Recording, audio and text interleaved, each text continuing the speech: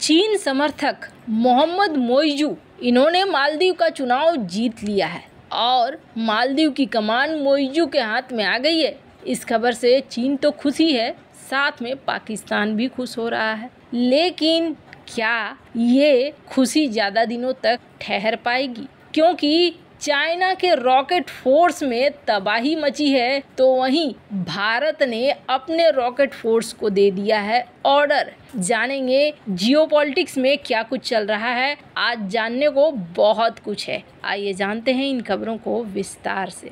ये जो मैप देख रहे हैं ना, हिंद महासागर क्षेत्र, और इस मैप में भी सबसे बड़ी चीज pearl of string. Pearl of string में आप देख रहे हैं ये चाइना का बहुत बड़ा सपना है, और इस सपने में जो भी छोटे छोटे टापू हैं यहाँ पर, उन टापुओं को, उन द्वीपों को बहुत ज़्यादा निशाने पे लेता है चाइना। इनकी आबादी होती है बहुत कम, और इनकी आबादी जब बहुत कम होती है तो इन्हें अपनी जाल में फंसाना भी आसान होता है। ये इन छोटे छोटे द्वीपों से ये कहता है कि देखो, तुम्हारी वैसे भी कोई इम्पोर्टेंस है नहीं, तुम न्यूट्रल अगर रहोगे तो इससे कोई फायदा तुम्हें होगा नहीं। हमारे साथ हाथ मिला लो, हम तुम्हें ढेर सारा पैसा देंगे, हम तुम्हारा विकास करेंगे। बहुत सारे सपने दिखा देता है। और ये छोटे छोटे द्वीप फिर क्या होते हैं, पलड़े में जाने लगते हैं चाइना के। पर 2018 से लेकर 2023 तक भारत ने एक द्वीप, एक देश को बचा कर रखा था, और वो है मालदीव।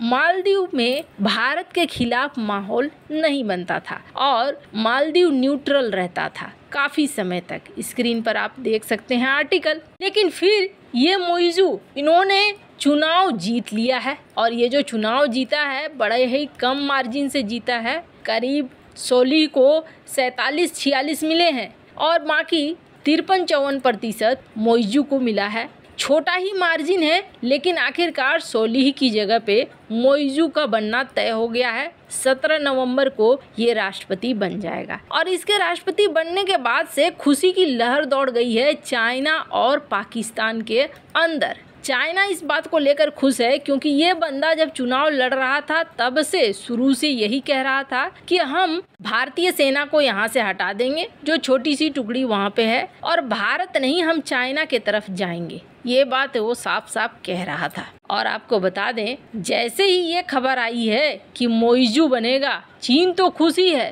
पाकिस्तान में भी खुशी का लहर दौड़ गया है। देश के प्रधानमंत्री अनवर उन काकर से लेकर पूर्व मंत्री फवाद चौधरी तक मोइजू के साथ पाकिस्तान की तरफ से बधाई भेज रहा है। लेकिन इस बधाई में भारत और पीएम नरेंद्र मोदी के खिलाफ जहर उगलना भी नहीं भूल रहे हैं। फवाद की माने तो मालदीव में नए राष्ट्रपति के बाद भारत की सेनाओं से देश को आज़ादी मिल जाएगी।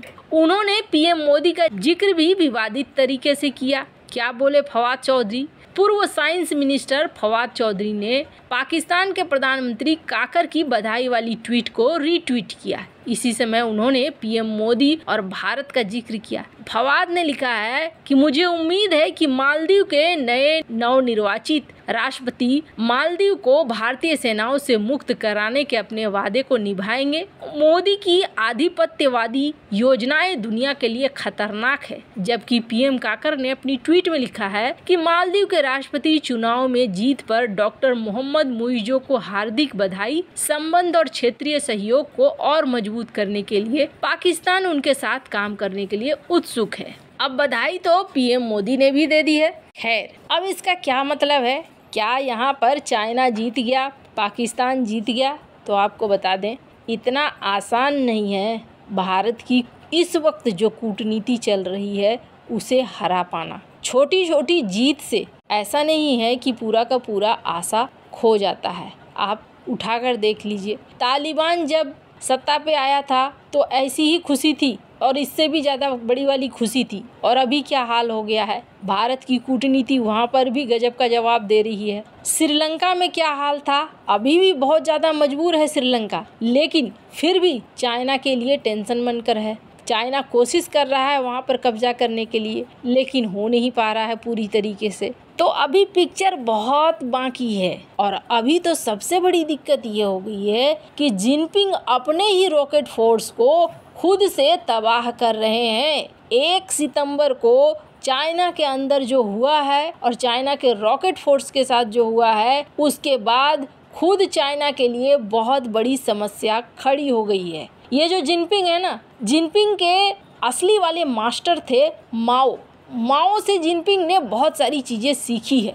और माओ का क्या कहना था? माओ का कहना था कि देखो, जो ताकत होती है ना, वो ताकत निकलती है बंदूक की नालियों से। कहने का अर्थ उनका ये था कि बंदूक जिसने पकड़ा उसके हाथ में है ताकत, यानी सेना को जिसने पकड़ा उसके हाथ में है ताकत। और इसी ताकत को अपने हाथ में रखने के लिए जिनपिंग सेना का नेतृत्व करता है। आपको बता दें, हमारे यहाँ सेना का नेतृत्व सेना प्रमुख करते हैं, रक्षा मंत्री करते हैं, प्रधानमंत्री नहीं करते हैं। लेकिन यहाँ पे उल्टा है। यहाँ जितने प्रमुख चीजें हैं चाइना के अंदर, सारे का कंट्रोल, सारे का रिमोट जिनपिंग के हाथ में है। अब जिनपिंग ने अपने ही हाथों से अपने रॉकेट फोर्स को तबाह करना शुरू कर दिया है। जो नहीं जानते हैं उन्हें बता दूं, रॉकेट फोर्स चाइना की वो फोर्स है जो बैलिस्टिक मिसाइलों से लेकर रॉकेट, हर एक तरह की मिसाइलों का निर्णय लेती है। और इसके सबसे बड़े चीफ ली सांगफू को गायब कर दिया गया है। और आपको बता दें, सिर्फ इतना ही नहीं,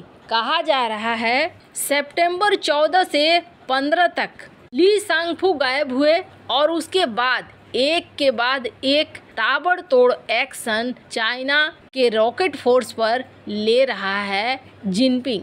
और जिनपिंग ने जुलाई महीने में जहां 2 कमांडर को हटाया, तो उसके बाद ये कहा जा रहा है कि 1 सितंबर को जनरल चेंग डोंग फेंग को भी हटा दिया गया है। पीएलए मिलिट्री के कोर्ट के द्वारा इसे डिसमिस किया गया है।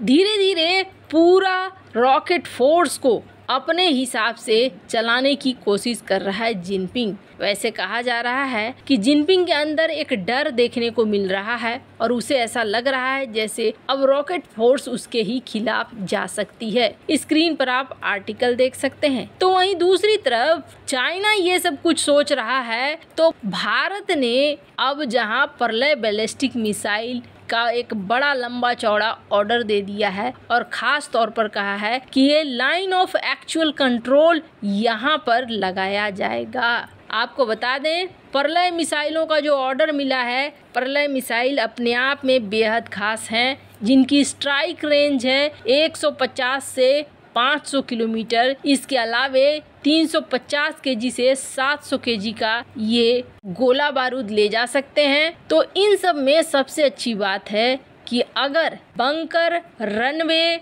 और छोटी टुकड़ियों को तबाह करना है तो ये सबसे अच्छी मिसाइल मानी जा रही है। भारत अपने रॉकेट फोर्स को लगातार मजबूत कर रहा है। तो ये जो चेंजेस हैं मालदीव के अंदर, चलो ठीक है, चेंज आया है, लेकिन इसका अर्थ ये नहीं है कि भारत को हरा पाना बेहद आसान हो गया हो। वैसे इन सब मामले में आपकी क्या राय है, कमेंट कर जरूर बताएं। जल्द मिलते हैं अगले वीडियो में नई खबर के साथ।